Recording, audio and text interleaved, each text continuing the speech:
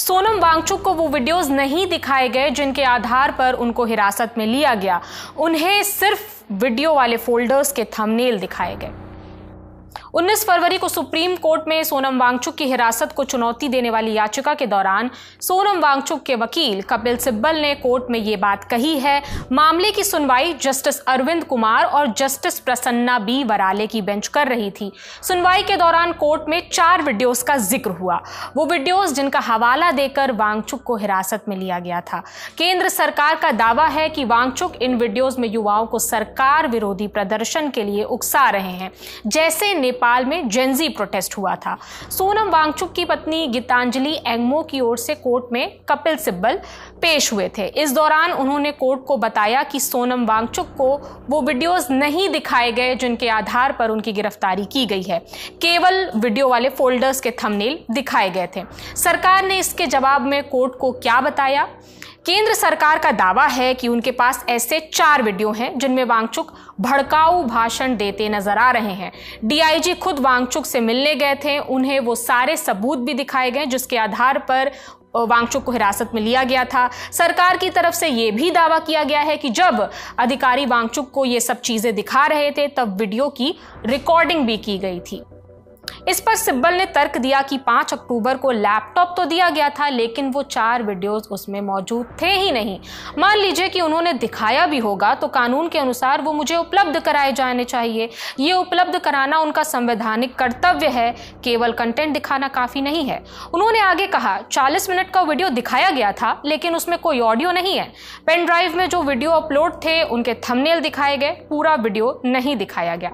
Council ने court को बताया कि 29 सितंबर को पिछले साल डीआईजी लैपटॉप लेकर आए थे। सोनम वांगचुक के सामने ही पेन ड्राइव को लैपटॉप में इंसर्ट किया गया था। पेन ड्राइव लगाने पर फोल्डर थंबनेल जैसे दिख रहे थे। वीडियो प्ले नहीं किए गए, किसी भी थंबनेल पर क्लिक नहीं किया गया। उन्होंने आगे बताया कि 40 मिनट की वीडियोग्राफी में इस बात का सबूत भी मिल जाएगा। सुप्रीम कोर्ट की बेंच ने फिर सरकारी वकील additional solicitor general KM Natraj से 2 सटीक सवाल पूछे। क्या इस पूरी रिकॉर्डिंग में ये दिख रहा है कि चारों वीडियो चलाकर दिखाए गए थे? और दूसरा सवाल कि क्या उन चारों वीडियो को देखने के बाद वांगचुक ने कोई प्रतिक्रिया दी थी? शुरुआत में तो ASG नटराज ने हाँ कहा, लेकिन फिर तुरंत अपनी बात से पलट गए। बोले नहीं, डीआईजी और वांगचुक एक दूसरे के बगल में बैठे हैं, सामने से फोटो खींची गई थी और बातचीत रिकॉर्ड की गई थी और उन्हें इसकी जानकारी दे दी गई थी। सुप्रीम कोर्ट का कहना है कि वो पुलिस अधिकारियों और वांगचुक के बीच जो बातचीत हुई है उसका वीडियो पहले देखेगी, फिर आगे की सुनवाई होगी। कोर्ट को पेन ड्राइव सौंप दिया गया है। इसमें पहले जब इस मामले की सुनवाई हुई थी तब कोर्ट ने वांगचुक की स्पीच के अनुवाद पर भी सवाल उठाए थे। कोर्ट ने कहा था कि कम से कम वांगचुक ने जो कहा है उसका सही अनुवाद तो होना चाहिए। आपका अनुवाद 7 से 8 मिनट का है जबकि भाषण 3 मिनट का है। हम आर्टिफिशियल इंटेलिजेंस के युग में हैं और अनुवाद में कम से कम 98% सटीकता तो होनी ही चाहिए। सिब्बल का कहना है कि सरकार केस को खींच रही है और सबूतों में हेरफेर कर रही है। अब इस मामले की अगली सुनवाई 23 फरवरी को होगी।